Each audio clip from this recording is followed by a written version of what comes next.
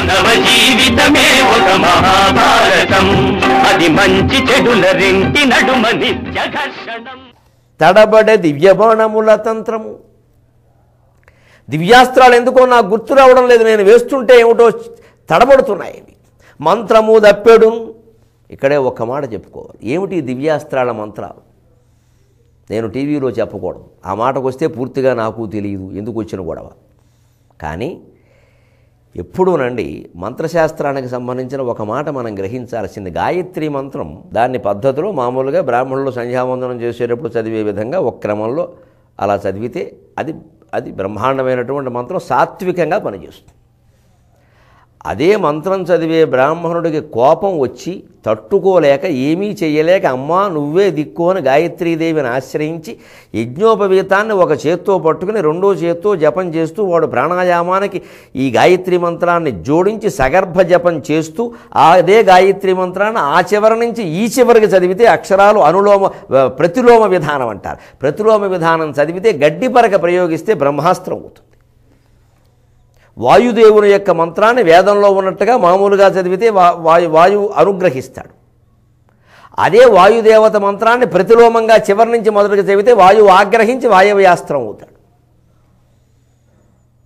అగ్నిదేవుని మంత్రాన్ని మామూలుగా వేదంలో చెప్పినట్టుగా అగ్నిదేవాయ నమః అంటూ ఇలా మామూలుగా చదివితే అగ్నిదేవుడు అనుగ్రహిస్తాడు.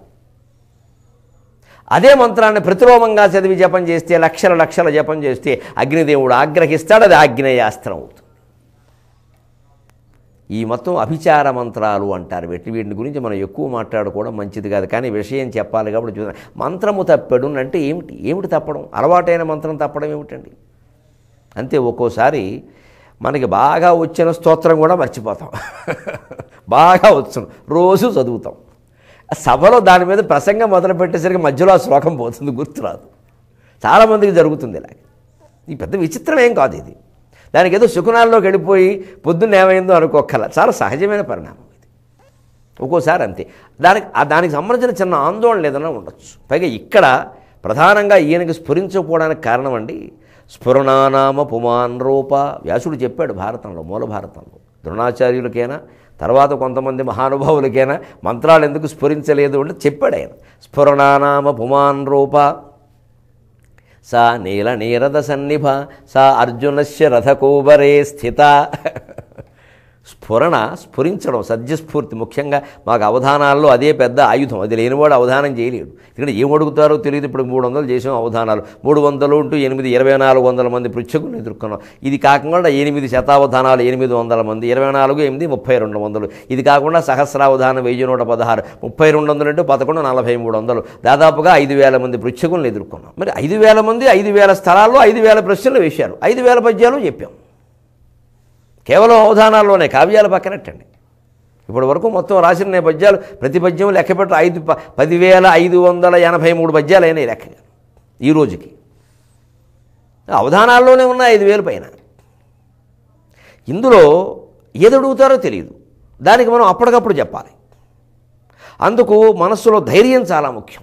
సరే, ఇదివరకు చదివినటువంటి కావ్యాలు ఆ ధార కలిగిస్తాయి, అదే ధైర్యాన్ని కూడా ఇస్తుంది. సరే, అవి చదివినా ధైర్యంగా ఉంటారని అందరూ ఏం చెప్పలేదు. కొందరు ఇళ్లల్లో బాగా చదువుతారు, ఎవరన్నా కూర్చుంటే బాగానే చెబుతారు. వేదిక ఎక్కేసరికి తెత్తెత్తే పెప్పెప్పే, వారు పనికిరారు ఉపన్యాసాలకి అవధానాలకి. కొందరు వేదికల మీద వదల కొట్టేస్తారు, కిందకు వస్తే పుస్తకం చదవడు. వాడు వేదిక మీద వాగేది కూడా తప్పే, ఉట్టి గడ్డి, అందులో ఏం ఉండదు. వేగంగా మాట్లాడడం గొప్ప కాదు, సారం ఉండాలి అందులో. అసలు పుస్తకం మీద ఎవరైనా మాట్లాడుతుంటే మీరు గమనించండి, ఆ మాటల వేగం ధోరణిని బట్టి ఈయన పుస్తకం చదవలేదని అర్థమైపోతుంది. చదవని వాడే అలా మాట్లాడతాడు.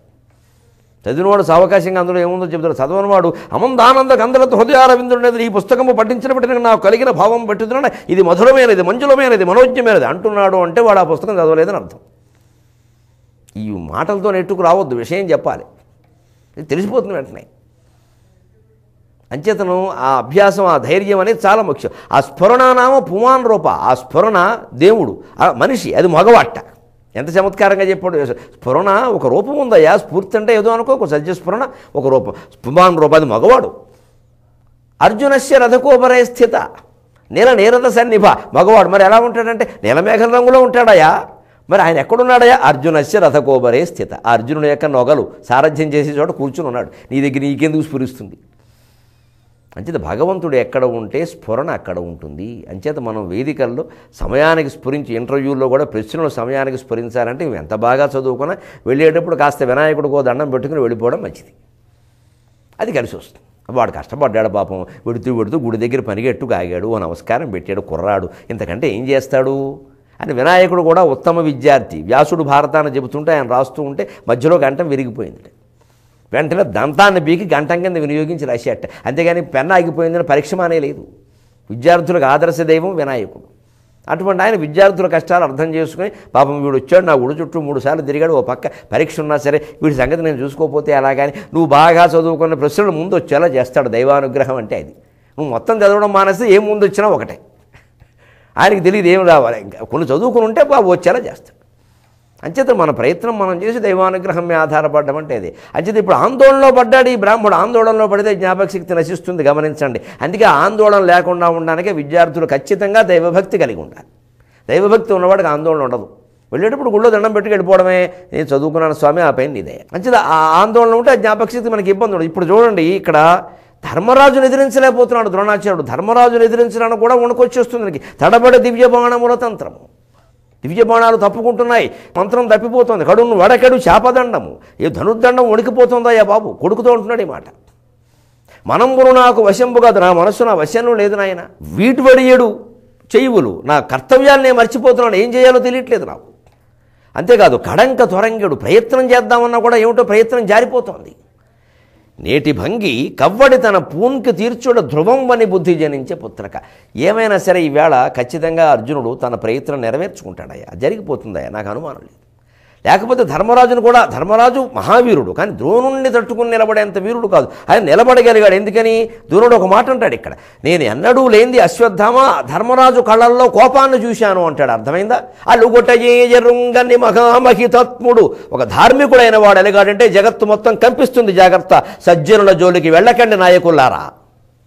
అలుగొటయేరుంగని మహామహితత్ముడు అజాత శత్రువే అలిగిన నాడు సాగరములన్నిజు ఏకముగా కపోవు. ద్రోణులు 10,000 కర్ణులు 10,000, ఈ ద్రోణులు 10,000, భీద్రోణులు 10,000 అని నొత్తురు చత్తురు రాజరాజ నా పలుకులు విశ్వసింపుము. విపన్నుల లోకులగావు మెల్లరన్, విపన్నుల లోకులగావు మెల్లరన్.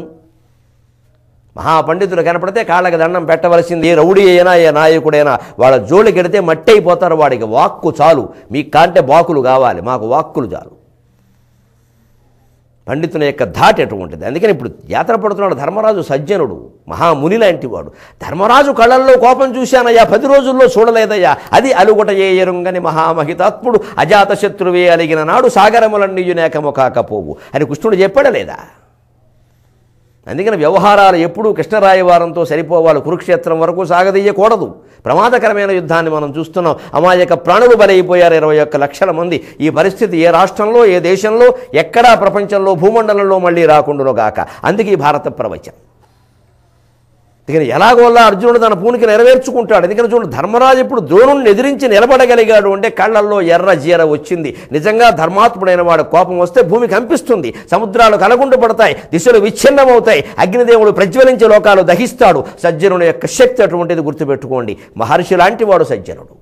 సజ్జనుల్ని మనం బాధ పెట్టకూడదు, సాత్వికుల్ని మనం ఒక్క మాట అనకూడదు. అందుకు మనం సరిపోం. కాలం ఒకరోజు కాకపోతే ఇంకో రోజు కలిసి వస్తుంది. యువతరం కోసం చెబుతున్నా. 9 రోజుల్లో కౌరవులు ఓడారు, పాండవులు గెలిచారు, పాండవులు ఓడారు, కౌరవులు గెలిచారు. ఓ రోజు భీష్ముడిది పై చేయి అయింది, ఓ రోజు కింద చేయి అయింది, రకరకాలైనాయి. ధర్మరాజు కూడా ఎన్నోసార్లు భయపడ్డాడు, బాధపడ్డాడు, మళ్ళీ వచ్చాడు. ఇవాళ ధర్మరాజు ద్రోణుని నిలబెట్టి పరిగెట్టిస్తున్నాడు సుమారుగా. ఆయన శాపం వణుకుతోందని చెబుతున్నాడు ఆయన. అంచేత కాలం ఎవరికైనా ఒకరోజు కాకపోతే ఇంకో రోజు కలిసి వస్తుంది. కంగారు పడిపోకూడదు, దానికోసం చూడాలి తప్ప. అలా చూద్దాం. తెలుగు భాషకు కూడా త్వరలో మహత్తరమైన కాలం కలిసి రావడానికి సిద్ధంగా ఉంది. సెలవు.